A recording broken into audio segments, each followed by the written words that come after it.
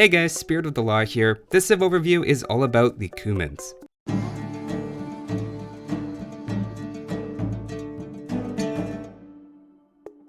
They're classified as a cavalry civilization, but are probably best known for their feudal eco bonus and their cavalry archer unique unit.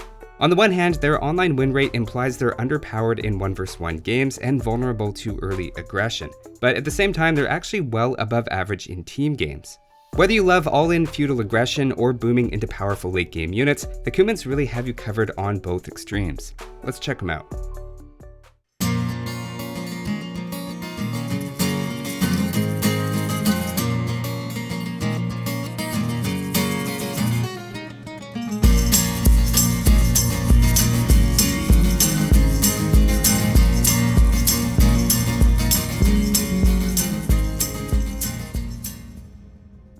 To start things off, their team bonus is that their Palisade walls and gates have 50% more HP.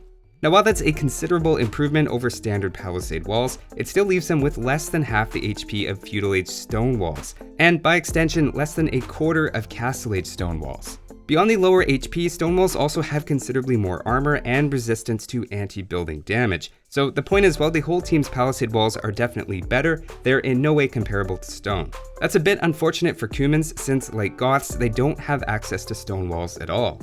I think that hurts most on maps like Black Forest or in situations where you're trying to build a team wall. But on open maps like Arabia, I think of it as a slight boost to everyone's early feudal age, giving the whole team a bit more time to react to incoming threats. It's also particularly useful for Cumans to be able to delay enemy feudal rushes, considering their next civ bonus, which is that they can build a second town center in feudal age. This is their main eco bonus, and what a bonus it is. Given how important even 1 or 2 extra villagers can be, being a whole town center ahead is understandably difficult to balance for every game mode. As it stands right now, the Cuman's feudal town center is strong enough in its potential to snowball that it requires an extreme reaction to either prevent or punish. In fact, I can't think of a bonus for any other civilization that can dictate the flow of the game in such a profound way. Cumans also have a few options for how they want to use it. The first way is you could advance to feudal quickly and wall up, build the additional town center, and delay going to Castle Age. Eventually, you would go up and put down your 3rd or even 4th town center. As I recently looked at, in theory, a 20 population fast feudal into building a feudal town center ends up giving a 1500 to 2000 resource advantage over the more standard fast castle into 3 town centers. A greedy boom like that can be dangerous on open maps, especially given the feudal town center takes almost twice as long to build, and you can easily be caught by incoming scouts or militia, and is probably part of why their win rate in very short 1 vs 1 games is below average. On the flip side, if you can safely build the second town center, you're now much harder to raid. Being strategic with its location can help secure some otherwise exposed resources, better than, say, a tower for example. Another way to approach the bonus would be to do a more standard feudal rush, say into scouts or archers, and build in the second town center when you can afford it, all while committing to full-on aggression. If you can pressure enough to keep your opponent in feudal age producing military, the villager advantage of 2 town centers will start to tilt the game in your favor. Cumans have a second bonus we'll see shortly that also helps in that sort of all-in feudal play. Yet another way to approach the second town center bonus, if you like messy games, is to send villagers forward and build your second town center in your opponent's town, either on their resources or even more brave in range of their town center. The goal would be to create chaos in their town while you're happily building your economy back home. Now this is a more dangerous strategy for Cumans than, say, Persians, since the Persian town center has double the HP and is constructed much faster. For that reason, it seems more effective to me to place it near their resources as opposed to challenging their town center directly. Either way, it's definitely the most aggressive way to use the bonus, but is weaker than you might think because of the slower build time. To quickly answer a side question here, if you don't build an extra town center in feudal, your Castle Age town center construction time isn't affected. It's only in feudal age that they take longer to build. For example, building a feudal town center with 5 villagers takes 1 minute and 57 seconds. If you lay down a town center in feudal age but then hit Castle Age just after they start it, it's constructed in 1 minute 12. And if you build a town center completely in Castle Age, it takes 1 minute and 5 seconds. From that, it's pretty obvious it's not about when you place the building, as the feudal town center itself isn't any different. It's just that your villagers are working on it slower until you hit Castle Age. My main struggle with this bonus in practice is whether a Cuman pocket player should fast castle into knights as usual, or delay Castle Age to make their second town center. Personally, as the flank player, I'd prefer my pocket go to town center to maximize their civilization advantage, and I would try to defend accordingly. But a Cuman pocket player should probably check in with their flank on how they feel about that, considering how long it delays making knights. Situations like that make it a more complicated eco bonus than something straightforward like faster working lumberjacks or free wheelbarrow. The next civ bonus is they can build a siege workshop and make battering rams in Feudal Age. The capped ram upgrade is then also available in Castle. This can be a great complement to an all-in feudal strategy. Normally, a big drawback for feudal pressure is that while you can disrupt villagers, the town center itself isn't threatened by feudal units. A siege workshop and battering rams have a big upfront investment, especially if you include the blacksmith needed for the workshop, but also means it's possible to threaten a town center in feudal. Even if you don't go that far, taking out production buildings can also be incredibly effective at that stage of the game. Of course, it also opens the potential for a surprise feudal push on Arena, or against someone who's stonewalled and fast castling. It can be difficult to tell from a quick advance whether the Cuman player is going to boom on two town centers, or if the goal is to rush out some feudal units, and it's a strategy that can catch players off guard. Their last civ bonus is that their cavalry's movement rate is increased by 5% every time they advance. That doesn't include Dark Age, so there's no help to their initial scouting, but a feudal scout rush will definitely be helped out. More mobility makes it easier to avoid spearmen, move around the map, as well as chase down or even escape enemy scouts. In Castle Age though, even though it's increased to plus 10%, they actually end up being generic from a speed perspective, given they lack husbandry. You could argue that free husbandry even on its own would be an okay bonus, since it saves 150 food and 40 seconds of research time. It's also one thing you don't need to remember to get, and as you're going into knights for example, even the first knight you create is immediately getting the benefit. The bonus also applies to their cavalry archers and unique unit, giving Cumans a lot of mobility in general. Of course, that extends to plus 15% in Imperial Age, giving them the fastest paladins, hussars, cavalry archers, camels, and steppe lancers available. It's a bit hard to quantify the benefit of speed, as they'll perform about the same in combat, but it gives you more control over when engagements happen. If there's a fight you don't want to take, you'll be able to outrun comparable units, and likewise you can chase down your opponent's cavalry, especially if they don't have husbandry. So those are their team and civ bonuses. It seems like a lot geared toward Feudal Age, with options for both booming and for ultra-aggressive all-in types of strategies. That said, they don't have a Dark Age bonus or stone walls, so there's still a window where other civilizations can punish a Cuman player who gets too greedy. Keeping tabs on what a Cuman opponent is doing through scouting is especially important, given how difficult they are to predict. But now let's talk about what they can do with that great economy. One popular choice is to mass their unique unit, the Kipchak. Now the Kipchak is a cavalry archer variant with less HP, attack, and range. Right away, when I put it like that, they sound kinda bad. As compensation though, they have a couple of interesting features. The first is they fire 2 extra arrows before the elite upgrade and 3 extra arrows afterward. Each of those extra arrows does 3 pierce damage and 0 melee damage, which is relevant against rams. They're also significantly cheaper than the standard cavalry archer in terms of gold, and their elite upgrade only costs food and wood, saving you at least a few hundred gold compared to some similar units. They have a pretty quick creation time at the castle as well, which also helps paint the picture of a unit that's meant to be used in large groups. I've recently looked at how they compare to elite Mangudai and heavy cavalry archers in a variety of post-imperial situations, and the quick summary is that they do a bit less damage per resource spent than the generic cavalry archer, and much less than the Mangudai. So they aren't actually a clear value play like a lot of other strong unique units compared to their generic counterparts. Where they excel though is against high pierce armor targets, like rams, buildings, and huskarls, as well as in cases where you can make use of their excellent micro ability. Unlike most ranged units, they immediately fire when you target something without waiting for their animation first. It makes their shots look a bit janky up close, and like the bow is detached from the timing of the arrows, but in practice it makes them feel pleasantly responsive.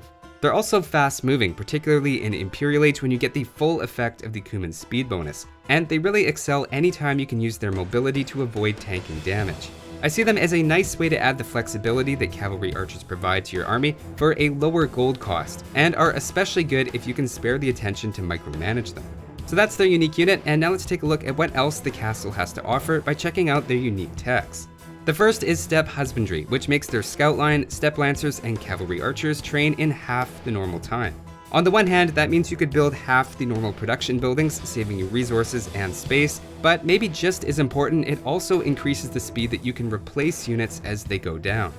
I see hussars benefiting the most from this tech, given how important it can be to quickly spam hussar in a post-imperial trash fight for raiding. Cumans don't have bracer or a direct cavalry archer bonus, so they're a bit of a tough sell for me here, even with the faster creation time. But it's a useful tech overall for when you're just absolutely throwing every resource you have into pumping out units quickly. Combined with the faster movement rate for your cavalry, it means your reinforcements are coming in significantly earlier. Moving on, their second unique tech is Cuman Mercenaries, allowing you and all of your allies to create 10 free elite Kipchaks at the castle. It costs 650 food and 400 gold, giving 600 wood and 350 gold worth of units to every player on your team. If you don't have teammates, there's really no incentive there, but with 3 allies, the return on investment starts to look pretty good. Keep in mind you do have the restrictions that anyone trying to create their 10 elite Kipchaks needs to be in Imperial Age and also have a castle to train them at. The upgrades the units have are also dependent on whoever is making them, so some civilizations will benefit more from it than others. Mongols, Tatars, or Magyars come to mind, but I think anyone can appreciate a handful of free units. Of course, it's just a one-time use, and in the grand scheme of things, it's a bit unusual to have it truly impact a game. So those are the Cuman's unique techs. The techs can be a bit situational, but Kipchaks are certainly a unit to consider as a complement to your cavalry. Next, let's check out their tech tree, starting with the archers. The first thing you'll notice is they're missing Arbalest, Hand Cannoneer, and most critically, Bracer. The options late game are a bit underwhelming, and that's part of why I say you'll mostly be relying on Kipchaks, or less commonly cavalry archers, to provide some range support. Going for archers into crossbows can also be an option to keep in mind, as they're fully upgraded through Castle Age, but ultimately lacking Bracer makes crossbows and even skirmishers a bit awkward. To ballpark it, I'd say it's a C+, carried mostly by their unique unit, which I think should be included here.